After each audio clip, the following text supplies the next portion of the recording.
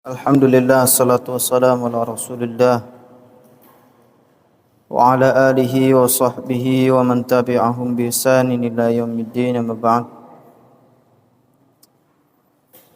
Kita lanjutkan membahas kitab Al-Mulakhas fi Syarh Kitab At-Tauhid yang ditulis oleh Fadilatul Syekh Ad-Doktor Shalih bin Fauzan bin Abdullah Al-Fauzan hafizahullahu ta'ala. Kita sudah membahas berkaitan dengan muqaddimah dan juga nubdah mukhtasarah, biografi secara ringkas tentang Syekh Muhammad bin Abdul Wahhab. Kita masuk pada inti kitab.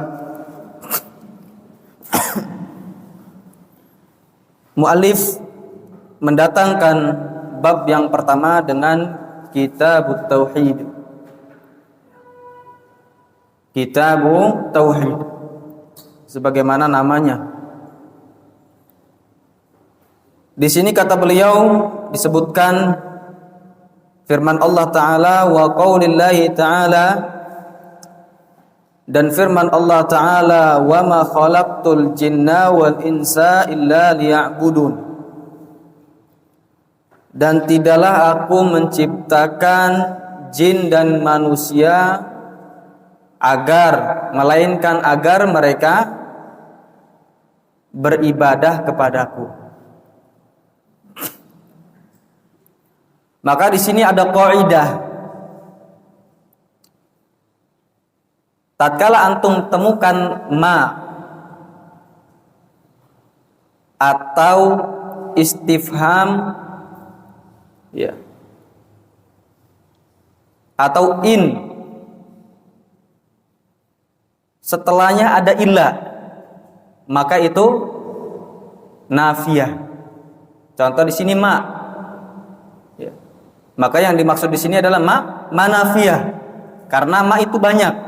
Ada ma istifham, ada ma mausulah, tapi kalau ada illa setelahnya pasti ma-nya ma nafiyah. Begitu juga kalau antum temukan hal setelahnya illah, hal jazaul ihsani illa ihsan, maka hal di sini adalah yang dimaksud nafiyah. Artinya apa? Tidak ada balasan kebaikan kecuali kebaikan. Kalau antum artikan istifham, maka maknanya apakah balasan kebaikan kecuali kebaikan? Enggak nyambung. Paham di sini?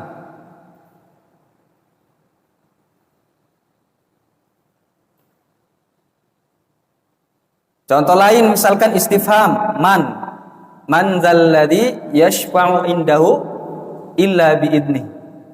Nah, man di sini man apa yang dimaksud? Kalau istifham siapakah? Masa artinya siapakah yang mampu memberikan syafaat di sisi Allah kecuali dengan izinnya? Nyambung nggak? Nggak nyambung. Tapi kalau antum artikan apa? Tidak ada yang bisa memberikan syafaat di sisi Allah kecuali dengan izin dari Allah Subhanahu wa Ta'ala. Paham di sini ya?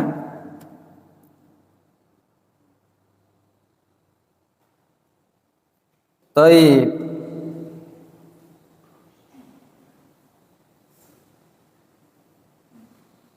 Contoh in di dalam Al-Quran apa? In setelahnya illa. Contohnya apa?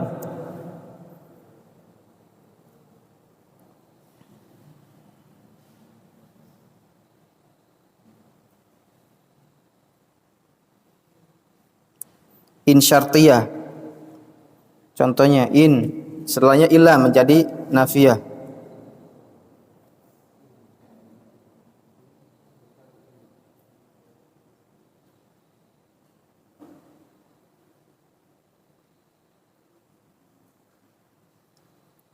Ada enggak?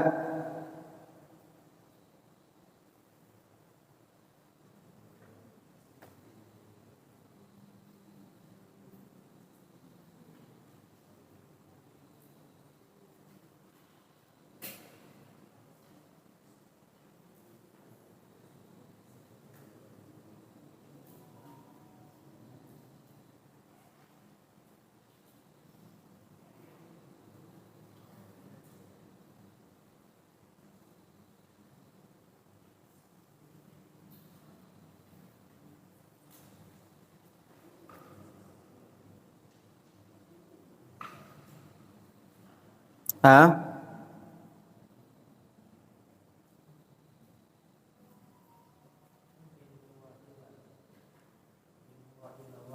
Ya, bisa in huwa illa wahyu yuha. In di sini in apa? In nafiyah, karena setelahnya ada illa. Berarti in huwa, tidaklah dia melainkan wahyu yang diwahyukan kepadanya. Ya, itu kaidahnya ya. Jadi kalau ada in, ada istifham, ya, ada apa lagi? Maka yang dimaksud dengannya adalah nafiyah, maknanya nafi. Ya. Taib. Liya'budun.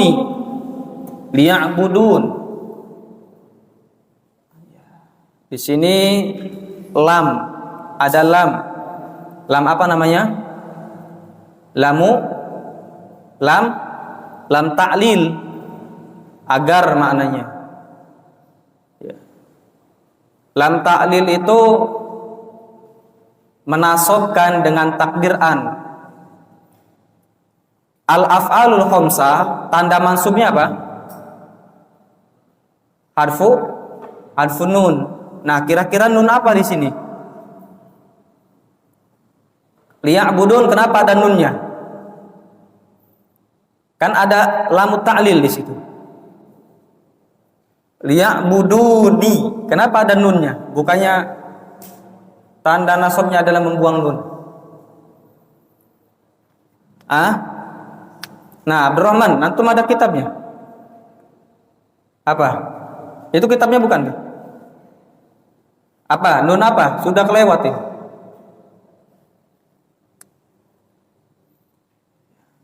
Kalau nun rofa, ya, kalau nun rofa itu harokatnya apa? Apa harokatnya? Fathah.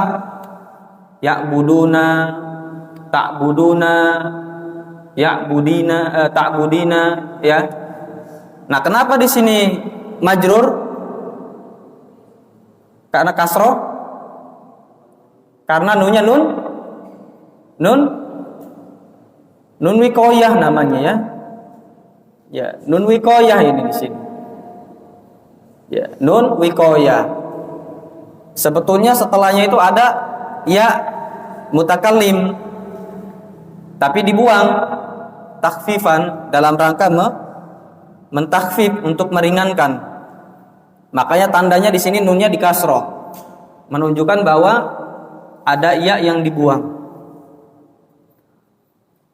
Maudhu' hadzal kitab, topik dari pembahasan kitab ini adalah bayanut tauhid, menjelaskan tauhid. Alladzi aujabahu Allahu ala ibadihi, yang Allah wajibkan tauhid kepada hambanya. Wa khalaqahum li ajlihi, dan Allah ciptakan hambanya untuk tauhid. Wa bayanu ma yunafihi minasyirkil akbari, dan Allah jelaskan sesuatu yang bisa menafikan tauhid berupa syirik besar. Min, kalau maknanya berupa namanya min apa? Harfu min untuk apa? Lil bayan. Ya. Jadi kalau antum ada min maknanya berupa, itu berarti apa? Lil bayan, untuk menjelaskan. Tapi kalau maknanya sebagian atau diantaranya, itu namanya li tab'id, menjelaskan bahwa sebagian. Au yunafi kamalahu alwajibah, atau menafikan kesempurnaan, ya, tauhid yang wajib. Jadi ada yang namanya syirik, tapi dia hanya menafikan kesempurnaan tauhid saja, tidak menafikan keseluruhannya. Contoh misalkan tauhid yang menafikan kesempurnaan, ya, syirik yang menafikan kesempurnaan tauhid. Contohnya apa? Syirku fil alfad, syirik dalam masalah lafad, mengatakan apa? Masya Allah wa syi'ta. Allah berkehendak dan kau berkehendak. Di sini syirik kecil.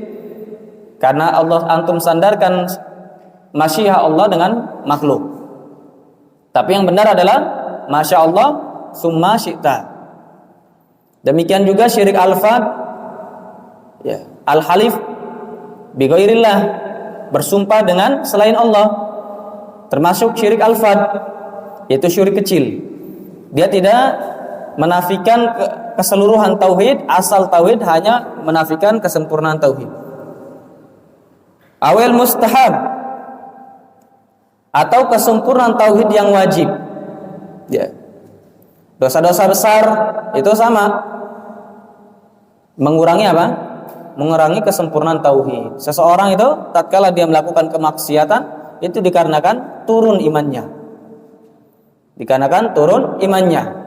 Contoh dosa besar misalkan menipu. Kata Nabi sallallahu alaihi wasallam, "Man ghasyana falaysa minna." Barang siapa yang menipu maka bukan termasuk dari golonganku. Nah, ini bukan berarti dia keluar dari Islam. Tapi apa? Naqisul iman, berkurang imannya. Contoh lain misalkan apa? La yu'minu ahadukum hatta tuhibba li akhihi ma yuhibbu li nafsi. Tidaklah beriman salah seorang dari kalian sampai kalian mencintai sesuatu untuk saudara kalian apa yang kalian cintai untuk diri kalian. Nah, ini maksudnya apa? La yu'min di sini. Bukan berarti tidak beriman, tapi apa? Naqisul iman. Minasyirkil asghar, berupa syirik kecil, wal bid'ah, dan kebid'ahan. Nah, syirik kecil, kebid'ahan bisa menafikan kesempurnaan tauhid. Wa makna kitab, dan makna kitab, karena ini di sini judulnya kitab, Kitabut Tauhid. Sebetulnya beliau ini, kenapa beliau mendatangkan bab yang pertama, beliau kasih judul Kitabut Tauhid, itu dalam rangka apa? Tarjamah, menjelaskan kitab ini adalah Kitabut Tauhid. Sudah judulnya adalah Kitabut Tauhid, beliau bawakan lagi bab yang namanya Kitabut Tauhid untuk menjelaskan bahwasanya kitab ini isinya adalah dari awal dengan akhir pembahasan masalah tauhid. Semuanya berkaitan dengan tauhid. Kitab adalah masdaru kataba bimakna jamaah. Kitab itu masdar katab. Kataba yaktubu kitaban atau katban. Ya, kalau katban itu kiasi. Ya. Kalau kitaban simai. Dia itu bisa dilihat hanya dari mendengar kalamnya orang Arab, namanya simai, mendengar. Kalau kiasi itu antum kiaskan dengan lafaz yang lain. Fa'ala yaf'ulu fa'lan, kataba yaktubu katban. Paham di sini? Kitaban, kitabatan. Ya, punya dua dia. Ada kitab, ada kitabah. Ya, masdar simai dari kataba yaktubu ada dua, kitaban, kitabatan.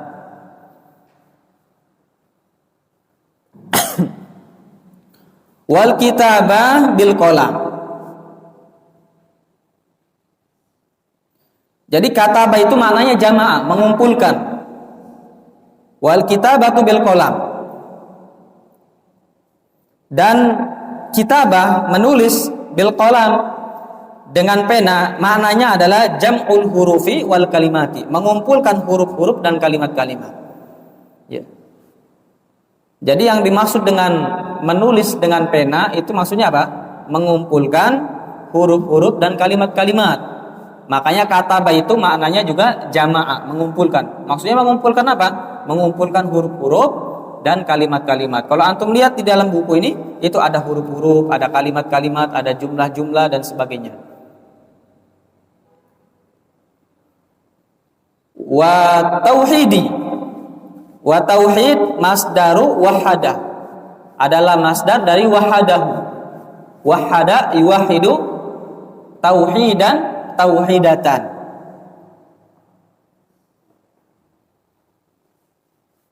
Baik. Ai ja'alahu wahidan. Artinya adalah menjadikan dia satu. Wal muradu bihi huna, yang dimaksud dengan tauhid di sini adalah ifradullahi bil ibadah. mengesahkan Allah dengan ibadah.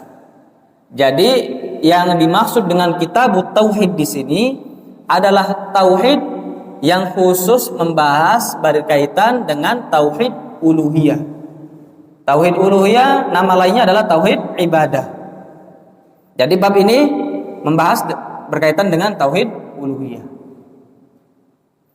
Ya memang berkaitan dengan tauhid uluhiyah itu para ulama bedakan nama bidangnya dalam rangka apa? Mendekatkan pemahaman kepada kita. Dalam rangka memudahkan pemahaman kepada kita. Ada namanya silsilah tauhid. Nah, itu yang biasanya dibahas adalah uluhiyah. Tauhid uluhiyah. Adapun kalau akidah itu biasanya yang banyak dibahas di dalamnya adalah tauhid rububiyah dan asma wa sifat. Ya. Itu dibedakan oleh para ulama dalam rangka memudahkan pengertian. Sebetulnya tidak masalah kita katakan silsilah tauhid, ya. Masuk juga asma wa sifat, rububiyah, uluhiyah, enggak ada masalah. Silsilah akidah masuk juga, ya. Kitab uluhiyah yang membahas rububiyah dan asma wa sifat, enggak ada masalah. Ya. Tapi kalau di Yaman itu dibedakan, ya. Di Yaman dibedakan dalam rangka apa? Untuk mempermudah pemahaman kita.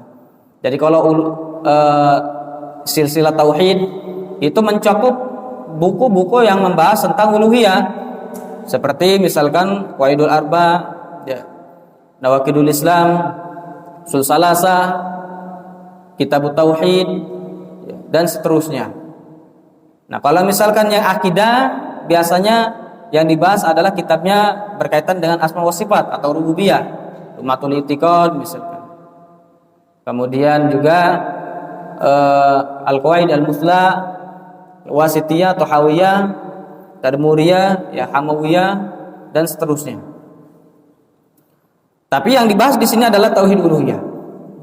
Wa khalaqtu, dan aku menciptakan. Makna dari al-khalaqtu adalah al-khalqu huwa ibda'u syai'i min ghairi aslin wal ihtida'in. Al-khalqu, khalqu itu adalah mengadakan suatu tanpa ada asal sebelumnya dan tidak ada ihtida. Ya, ihtida itu ya, contoh. Ihtida itu adalah contoh. Itu namanya al-khalqu. Ya, namanya al-khalqu. Makanya kalau orang manusia mengatakan apa? Ana khalaqtu sayyaratan. Nah, ini enggak kurang pas. Khalaqtu sayyaratan. Aku menciptakan mobil, ini kurang pas. Ya. Kenapa ya? Karena yang pertama ada asalnya, yang kedua ada contohnya. Ya. Ada contohnya. Loh, nggak ada contohnya katanya dulu nggak ada mobil misalkan. Atau ada contohnya yang dijadikan kendaraan oleh mereka. Ya, itu kan contoh namanya. Nah, adapun kholak ini memang lafaz yang layak disematkan hanya kepada Allah. Adapun kita misalkan bukan kholaktu tapi sona'tu, aku membuat. Sona'tu. Ya. Makanya perusahaan itu namanya masna, ya, tempat membuat, ya. Pabrik itu namanya bahasa Arabnya masna, ya. Bukan makhlak. Kalau makhlak tempat menciptakan. Taib. Liya'budun. Al-ibadah fil lughah. Ibadah secara bahasa adalah at-tadhullul wal hudu. Merendahkan diri dan tunduk. Wa syar'an, dan secara syariat ismun jami'un lima yuhibbuhullahu wa yardah. Minal aqwali wal a'mali adh-dhahirati wal batinah. Ini kalamnya Syekhul Islam Ibnu Taimiyah. Ibadah secara syariat adalah nama yang mencakup perkara yang dicintai oleh Allah dan diridhoi oleh Allah berupa ucapan-ucapan, perbuatan-perbuatan yang nampak dan yang tidak nampak. Wal makna al-ijmali lil ayah, dan makna secara global ayat ini adalah annallaha ta'ala, bahwa Allah Ta'ala akhbaru annahu ma khalaqal insana wal jinna illa li ibadatihi. mengabarkan bahwa Allah tidaklah menciptakan manusia dan jin melainkan agar menyembahnya. Yaitu tujuan kita diciptakan adalah menyembah Allah.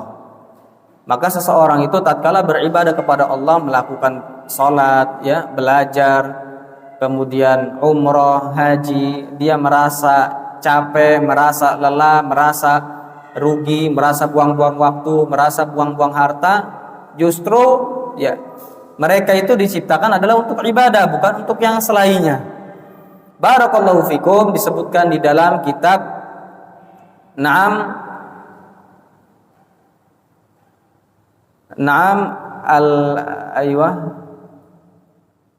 milik Hafid Al-Hakami, ana lupa namanya, Al-Manzumah Al-Haiyah kalau salah namanya, Al-Manzumah Al-Haiyah. Nah, ini berisikan bait-bait disyarah oleh Syekh Abdul Razak Ibn Badr Al-Badr, ya. Di situ disebutkan para ulama mengatakan termasuk perkara yang mengherankan dan menakjubkan tatkala Allah Subhanahu wa taala mengatakan wa ma khalaqtul jinna wal insa illa liya'budun, tidaklah aku menciptakan jin dan manusia melainkan agar mereka beribadah kepadaku. Justru manusia itu menghabiskan waktunya untuk mencari dunia, mengerahkan pikirannya, upayanya untuk mencari dunia, kehidupan dunia. Sedangkan Allah janjikan dunia untuk kita, supaya kita apa? Bisa fokus beribadah kepadanya. Allah katakan apa? Walladzi khalaqalakum ma fil ardi jami'a. Allah lah yang menciptakan untuk kalian apa saja yang ada di atas muka bumi. Artinya kita ini kerja enggak kerja pasti ada jatah rizki dari Allah. Karena tatkala kita masih dikasih umur, masih hidup di dunia, itu menunjukkan bahwa kita masih punya rizki yang dengannya kita hidup di dunia. Kalau kita sudah mati, menunjukkan rizki di dunia kita sudah habis.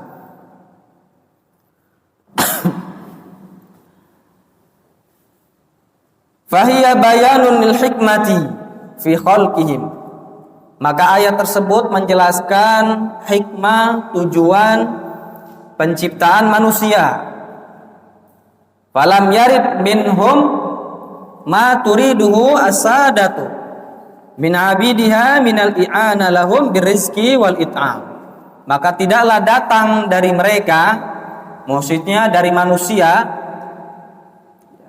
sesuatu yang diinginkan oleh sadah. Sadah ini jamaknya sayyid, para tuan-tuan, para majikan-majikan dari budaknya mereka, berupa bantuan untuk mereka dengan rizkinya, wal it'am, dan juga memberikan makan. Wa innama arada al maslahah lahu, dan hanyalah arada yang ia inginkan adalah maslahat untuk mereka.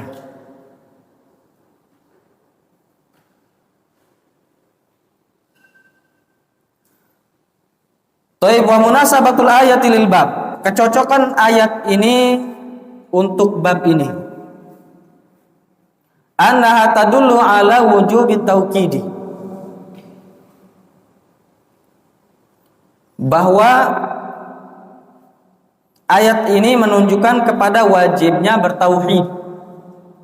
Wajibnya seseorang beribadah dan wajibnya seseorang menyembah.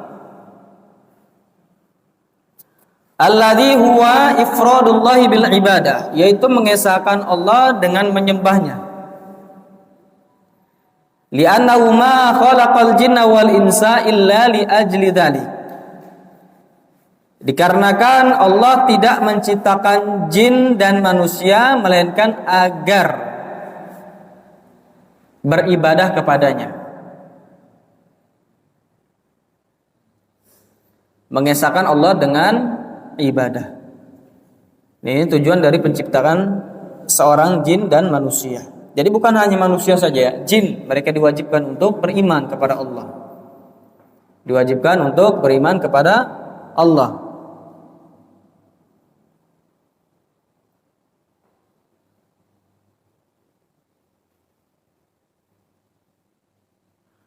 Ma yustafadu minal ayah, yang bisa diambil faidah dari ayat ini, wujubu ifradillah bil ibadati ala jami'il tsaqalain, wajibnya mengesahkan Allah dengan ibadah atas seluruh tsaqalain. Tsaqalain yang dimaksud adalah al-jinni wal insi, yaitu jin dan manusia. Makanya ada jin kafir, ada jin muslim, ya. Berdasarkan apa? Ayat ini. Bayanul hikmati min khalqil jinni wal insi. Ayat ini menjelaskan tentang hikmah dari penciptaan jin dan manusia, bahwa mereka adalah untuk beribadah kepada Allah Ta'ala. As-salis, yang ketiga,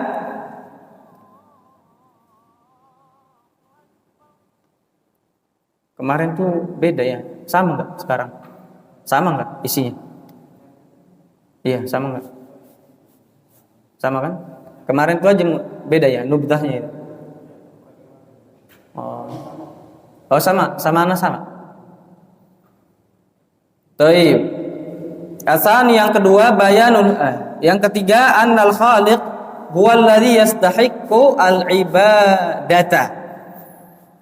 Bahwa sang penciptalah yang berhak untuk disembah, duna ghairihi mimman la yakhluq, dari yang selainnya dari orang yang tidak mampu untuk menciptakan. Fabihada, maka pada hal ini raddun ala ubadil asnam, terhadap para penyembah berhala, wa ghairiha, dan yang lainnya, ya, yang mereka mengatakan tawassul, tabarruk, talabus syafa'ah kepada berhala-berhala. Nah, ini enggak berhak. Kenapa? Karena tabarruk, tawassul itu termasuk dari ibadah. Demikian juga talabus syafa'ah adalah ibadah. Maka tatkala mereka meminta kepada selain Allah, sama saja mereka menyembah selain Allah, beribadah kepada selain Allah. Ar-Rabi bayanu ginallahi subhanahu wa ta'ala, menjelaskan, ya, kayanya Allah Ta'ala, ya, menjelaskan kayanya Allah Subhanahu wa Ta'ala, ya, kekayaan Allah Ta'ala, an khalqihi, dari makhluknya. Maksudnya apa? Allah tidak butuh kepada makhluknya. Wa hajatil khalqi ilaihi, dan tidak butuh kepada makhluk, tidak butuh kepada penciptaan, ya. Wa hajatil khalqi ilaihi, li'annahu al-khaliq, karena Allah Subhanahu wa ta'ala yang menciptakan, wa hum makhluqun, sedangkan mereka makhluk adalah yang diciptakan. Wa in kanu ala atqa qalbi rajulin wahidin ma zada dzalika fi mulki syai'an, walau kanu ala afjari qalbi rajulin wahidin ma naqasa dzalika min mulki syai'an. Jadi walaupun seluruh orang ini seluruhnya hatinya sama, bertakwa, itu tidak menambahkan kerajaan Allah. Ketakwaan kembali kepada mereka, mereka akan yang akan memanfaatkannya. Demikian juga tatkala seluruh orang ini berada, ya, atau seperti orang yang paling buruk, seluruhnya sama, ya, seluruhnya sama, buruk semuanya, hatinya buruk, perangkainya buruk, amalannya buruk, itu tidak mengurangi, tidak meruntuhkan kerajaan Allah sedikit pun. Taib. Isbatul hikmati, makanya Allah Subhanahu wa ta'ala katakan apa? Ya, berkaitan dengan orang-orang yang bermaksiat. Dzalamu anfusahum wa ma dzalamahumullahu walakin kanu anfusahum yadzlimun. Ya, mereka itu menzalimi dirinya sendiri. Allah tidak menzalimi diri mereka, justru diri mereka yang menzalimi dirinya sendiri dengan bermaksiat, dengan tidak mau bertakwa, dengan meninggalkan ibadah dan seterusnya. Taib. Al-khamis isbatul hikmah, menetapkan al-hikmah fi af'ali subhanahu, bahwa hikmah itu, ya, di dalam perbuatan Allah itu ada hikmah. Barakallahu fikum. Sedangkan sebagian ahlul bidah mengatakan perbuatan Allah itu tidak ada hikmahnya. Allah Subhanahu wa taala melakukan, tidak melakukan terserah Allah. Maka perbuatan Allah itu tidak ada hikmahnya. Ini ahlul bidah yang mengatakan. Kenapa kita tidak boleh menetapkan adanya hikmah dalam perbuatan Allah, pada perbuatan Allah? Sama saja kalau kita menetapkan pada perbuatan Allah adanya hikmah, berarti kita menuntut ya Allah itu harus melakukan sesuatu yang harus ada tujuannya. Karena hikmah itu apa sih? Tujuan dari sesuatu. Hikmah itu tujuan dari sesuatu. Kalau kita katakan perbuatan Allah pasti ada hikmahnya, sama saja kita menuntut apa yang Allah lakukan harus ada hikmahnya. Sedangkan Allah Allah katakan? Walaki yaf'alu ma yurid. Walakinnallaha yaf'alu ma yurid. Akan tetapi Allah melakukan sesuai dengan kehendak Allah. Ya kata ahlul bidah apa? Berarti kita tidak boleh mengatakan perbuatan Allah itu ada hikmahnya. Karena kalau kita katakan demikian, kita tidak beradab kepada Allah. Ya. Berarti kita menuntut kepada Allah supaya Allah setiap melakukan sesuatu harus ada tujuannya, harus punya tujuannya. Ini pemikiran siapa? Ahlul bidah. Ya. Padahal kalau kita katakan Allah tidak memiliki hikmah dalam perbuatannya, justru kita itu terjatuh kepada penyimpangan. Justru kita terjatuh kepada kesesatan, dosa yang besar. Masa kita katakan berarti apa yang Allah lakukan itu adalah sia-sia? Ya. Apa yang Allah putuskan itu adalah sia-sia. Ini justru yang lebih apa? Lebih sesat, lebih parah. Keyakinan yang demikian dibandingkan orang yang menetapkan bahwa perbuatan Allah ada hikmahnya.